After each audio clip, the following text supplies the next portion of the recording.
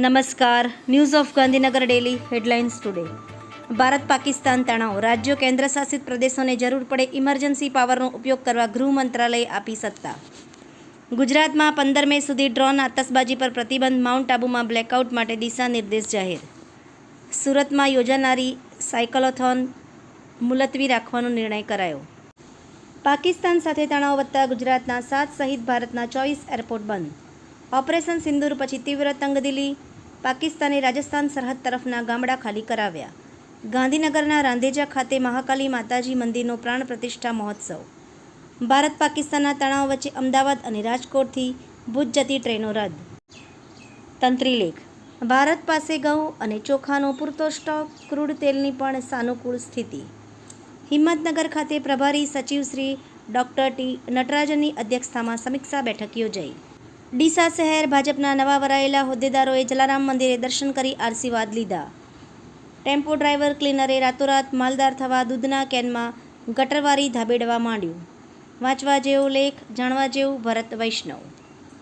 VS હોસ્પિટલમાં 22 સફાઈ કામદારોને વગર કામે વર્ષે 1.32 કરોડ પગાર ચૂકવાય છે. ધમકીને લીધે અધિકારીઓ ચૂપ. ભારત પાકિસ્તાન સંઘર્ષ વચ્ચે ગુજરાત સરકારે યોજી ઇમરજન્સી બેઠક. સરહદી સુરક્ષાની કરી સમીક્ષા.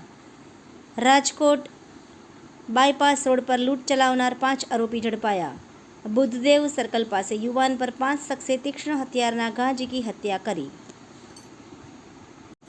એનઓજી સાહિત્ય સરિતા ગ્રુપ. વિષય સર્જકની મનગમતી સ્વરચિત રચના.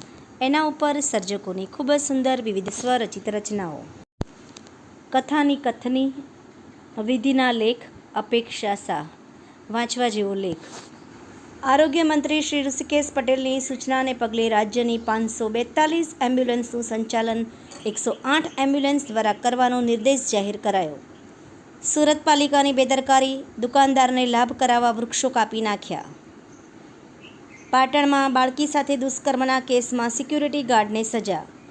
યુદ્ધની સ્થિતિને પગલે ગુજરાત સરકારનો મહત્વનો નિર્ણય. આરોગ્ય કર્મચારીઓની તમામ રજાઓ રદ. હેડક્વાર્ટર છોડવા પર પ્રતિબંધ. અમદાવાદથી 75 નવી એમ્બ્યુલન્સ કચ્છ, જામનગર અને દ્વારકા રવાના. હારીજ સમી હાઈવે પર અકસ્માતમાં 2ના મોત. વરસાદી માહોલમાં ટ્રક બોલેરો વચ્ચે ટક્કર થતાં બોલેરોમાં સવાર 2 લોકોના ઘટના સ્થળે જ મોત. આભાર. મીનાક્ષી રાવલ, ગાંધીનગર. ન્યૂઝ ઓફ ગાંધીનગર દૈનિક જનફરિયાદ ન્યૂઝ.